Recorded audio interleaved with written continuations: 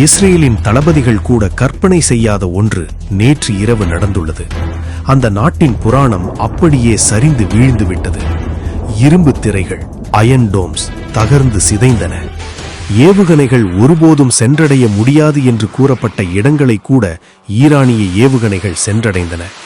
இது வெறும் ஏவுகணை தாக்குதல் அல்ல, மாறாக ஒரு மூலோபாய மையத்தையே தாக்கிய நிலநடுக்கம். நகேவில் உள்ள டிமோனா உலைகளிலிருந்து இந்திய பெருங்கடலின் இதயத்தில் உள்ள பிரிட்டிஷ் டியாகோ கார்சியா தளம் வரை உலுக்கி போட்ட நிலநடுக்கம். இந்த வீடியோவில் நாங்கள் மறைக்கப்பட்ட பல உண்மைகளை வெளிப்படுத்துகிறோம். டெல் அவீவ் அராத்தின் முழு பகுதிகளையும் தரைமட்டமாக்கிய அரை டன் ஏவுகணைகள் மற்றும் பென் குரியன் விமான நிலையத்தையே மூடச் செய்த ஆராஷ்-2 தற்கொலை ட்ரோன்களை பற்றி பேசப் போகிறோம். டொனால்ட் ட்ரம்ப் ஏன் தனது நட்பு நாடுகளை காகித புலிகள் என்று விவரித்தார் என்பதை பகுப்பாய்வு செய்வோம். கடைசி நொடி வரை எங்களோடு இருங்கள். வீடியோவில் வரப்போவது உங்கள் கற்பனைக்கும் அப்பாற்பட்டது, ஆபத்தானது, மிகவும் திகிலூட்டும் காட்சியிலிருந்து தொடங்குவோம். நகேவ், அராத் மற்றும் டிமோனா பிரதேசங்களின் பாரிய சேதங்கள், அழிவுகள் கனவில் கூட நடக்காது என்ற இருமாப்பில் இருந்தவர்களை ஒரு நொடி ஆட்டங்காணச் செய்துவிட்டன. இஸ்ரேலிய விமானப்படை தளபதிகள் எதியோத் அஹ்ரோனோட் பத்திரிகைக்கு வழங்கியுள்ள அறிக்கைகள் அனைத்து வான் பாதுகாப்பு ஏர் டிஃபென்சிவ் சிஸ்டம்ஸ் அமைப்புகளின் பாரிய தோல்வியை பற்றி பேசுகின்றன. கற்பனை செய்து பாருங்கள், தலா 450 கிலோ எடையுள்ள, அதாவது அரை டன் வெடிபொருட்களை கொண்ட ஈரானிய ஏவுகணைகள் இஸ்ரேலிய இலக்குகளை துல்லியமாக தாக்கி அழிக்கின்றன. இவை சாதாரண ஏவுகணைகள் அல்ல, மாறாக அவை மரணச் செய்திகளை அள்ளிச் செல்லும் கொத்து குண்டுகள், கிளஸ்டர் மிசைல்ஸ். ஒரே ஏவுகணை வானில் 80 சிறு குண்டுகளாக சிதறி பூமியில் அழிவை ஏற்படுத்துகின்றன, இலக்குகளை துல்லியமாக தாக்குகின்றன. அராத் மற்றும் டிமோனாவில் இந்த ஏவுகணைகள் தாக்கி குறைந்தது 10 கட்டிடங்களை தரைமட்டமாக்கிவிட்டன. இஸ்ரேலிய சுகாதார அமைச்சு திகிலூட்டும் எண்ணிக்கை பற்றி பேசுகிறது. ஈரான் ஏவிய இந்த 72வது சுற்று தாக்குதல் வரை 4000த்திற்கும் மேற்பட்ட இஸ்ரேலியர்கள் காயமடைந்துள்ளனர். கடந்த 48 மணி நேரங்களில் மட்டும் 100கணக்கானோர் கொல்லப்பட்டுள்ளனர். இஸ்ரேலிய விமானப்படையின் மூத்த அதிகாரி ஒருவர் கருத்து தெரிவிக்கையில், தற்போது இடைமறிப்பு அயன் டோம் ஏர் டிஃபென்சிவ் சிஸ்டம் தோல்விக்கான காரணத்தை பற்றி பேசுவது முட்டாள்தனமானது, ஏனென்றால் அது எங்களது பலவீனங்களை பற்றிய தகவல்களை ஈரானுக்கு நாங்களே இலவசமாக வழங்கியதாக ஆகிவிடும் என்கிறார். ஆனால் உண்மையை அதிகாரப்பூர்வ அறிக்கைகளுக்கு பின்னால் மறைக்க முடியாது. தெற்கிலுள்ள மருத்துவமனைகள், குறிப்பாக சொரோக்கா மருத்துவமனை காயமடைந்தவர்களால் நிரம்பி வழிகின்றன.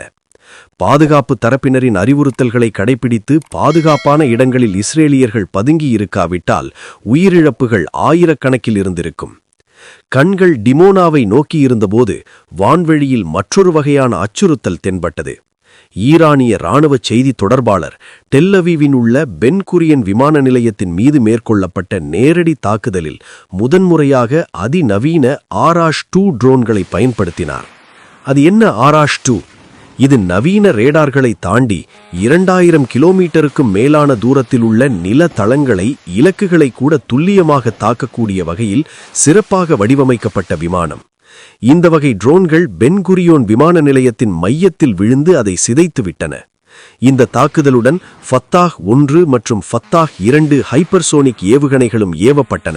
அவற்றை இடைமறிப்பது கிட்டத்தட்ட சாத்தியமற்றது. டெல் அவீவில் நிலவிய பீதியை கற்பனை செய்து பாருங்கள். இஸ்ரேலியர்கள் நாலாபுறமும் ஓடுகிறார்கள். எச்சரிக்கை சைரன்கள் பரந்த அளவில் ஒலித்துக் கொண்டே இருக்கின்றன. இனி பாதுகாப்பான இடம் என்று இஸ்ரேலில் எதுவும் இல்லை. ஆக்கிரமிக்கப்பட்ட பிரதேசங்களுக்கு மேல் உள்ள வானம் நெருப்புக் கோளமாக மாறிவிட்டது. விளையாட்டின் விதி முற்றிலும் மாறிவிட்டதை ஆக்கிரமிப்பாளர்கள் இப்போது உணர்கிறார்கள். கண்ணுக்கு கண், பல்லுக்கு பல், இதுவே இன்று தெஹ்ரான் முன்வைக்கும் முழக்கம். இப்போது முக்கிய தலைநகரங்களை அதிர வைத்த செய்தியை பார்ப்போம். ஆக்கிரமிப்பு ஒரு குறுகிய நிலப்பரப்புக்குள் மட்டும் அடங்கும் என்று நீங்கள் நினைத்தால் அது தவறு. ஈரானின் தாக்குதல் ஒரு இராணுவ அதிசயம் என்று வர்ணிக்கப்படுகிறது. இந்திய பெருங்கடலில் உள்ள பிரிட்டிஷ் டியாகோ கார்சியா தளம் மீதான தாக்குதல் மிக துல்லியமாக இடம்பெற்றது. இதன் அர்த்தம் என்ன தெரியுமா? இந்த இராணுவ தளம் ஈரானிலிருந்து சுமார் 4000 கிலோமீட்டர் தொலைவில் உள்ளது. துல்லியமான ஏவுகணைகள் மூலம் அந்த இராணுவ தளத்தை தாக்குவது என்றால் உலகின் ஒரு பாதையில் உள்ள அனைத்து அமெரிக்க மற்றும் பிரிட்டிஷ் இராணுவ தளங்களும் இப்போது ஈரானின் பார்வையில் உள்ளன என்று அர்த்தம். ஆக்சியோஸ் உளவுத்துறை இணையதளம் ட்ரம்ப் நிர்வாகத்தின் ஆதாரங்களை மேற்கோள் காட்டி வெள்ளை மாளிகையில் நிலவும் பாரிய அதிர்ச்சியை திகைப்பை பற்றி செய்தி வெளியிட்டுள்ளது.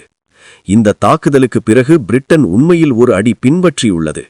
பிரதமர் கீர் ஸ்டார்மர் மாபெரும் மக்கள் எதிர்ப்பையும் இராணுவ அழுத்தத்தையும் எதிர்கொண்டுள்ளார். டொனால்ட் ட்ரம்ப் தனது சமீபத்திய அறிக்கைகளில் கோபமாகவும் ஏமாற்றமடைந்தவராகவும் காணப்பட்டார். அவர் நேட்டோவில் உள்ள தனது நட்பு நாடுகளை காகித புலிகள் என்று விவரித்தார். அமெரிக்கா தனது பொருளாதாரத்தை அழிக்கும் ஒரு போருக்குள் இழுக்கப்படுகிறது என்றும் முதல் உண்மையான சோதனையில் நட்பு நாடுகள் ஒவ்வொன்றாக வீழ்கின்றன என்றும் அவர் தெரிவித்தார். டியாகோ கார்சியா தளம் மீதான தாக்குதல் வெறுமனே ஒரு குண்டுவெடிப்பு மட்டுமல்ல, மாறாக எங்கள் நீண்ட கரங்களிலிருந்து தப்பக்கூடிய இடம் உலகத்தில் எங்குமில்லை என்ற ஈரானின் செய்தியாகும். இப்போது உண்மையான அச்சுறுத்தல் தொனிக்கு வருவோம். அதுதான் ஈரானின் காத்தமுல் அன்பியா தலைமையகத்தின் தொனி. ஈரானின் செய்தி கத்தியைப் போல கூர்மையாகவும் தெளிவாகவும் இருந்தது. எங்கள் எரிசக்தி உட்கட்டமைப்புகளை தாக்கினால் 30 நிமிடங்களில் உலகத்தின் வளைகுடி பிரதேசம் முழுவதையும் இருட்டில் மூழ்கடிப்போம் என்பதுதான் அந்த அச்சுறுத்தும் தொனி. மின்சார நிலையங்களை மட்டுமல்ல, அமெரிக்கா மற்றும் இஸ்ரேலுக்கு சொந்தமான கடல் நீர் சுத்திகரிப்பு நிலையங்களையும் தகவல் தொழில்நுட்ப மையங்களையும் தாக்கப்போவதாக ஈரான் அச்சுறுத்தியுள்ளது. நாம் இங்கு ஒரு முழுமையான பரஸ்பர அழிவை பற்றி பேசுகிறோம். இஸ்ரேல் நட்டான்ஸ் உலையை தாக்கியது. அதற்கு பதிலடி இடனடியாக இஸ்ரேலின் டிமோனாவுக்கு கொடுக்கப்பட்டது. இஸ்ரேல் எண்ணெய் நிலையங்களை தாக்குவதாக மிரட்டியது. ஈரான் ஹைஃபா மற்றும் ஆஷ்டோத்தில் உள்ள எரிசக்தி நிலையங்களை தாக்கி பதிலளித்தது. தற்போது ஈரானுக்குள் இருக்கும் கவலை நாளொன்றுக்கு 15 லிட்டர் பெட்ரோலை வழங்கும் அபாதான் எண்ணெய் சுத்திகரிப்பு நிலையத்தை பற்றியது. ஆனால் ஈரானியர்கள் சவாலை ஏற்றுக்கொண்டார்கள். உலக பொருளாதாரத்தை முடக்குவதற்கு எந்த தியாகத்தையும் செய்ய அவர்கள் தயாராக இருக்கிறார்கள். அமெரிக்க குடிமக்கள் ஏற்கனவே அதன் பாதிப்பை உணரத் தொடங்கியுள்ளனர். அங்கு ஒரு கேலன் பெட்ரோலின் விலை $4 எட்டியுள்ளது.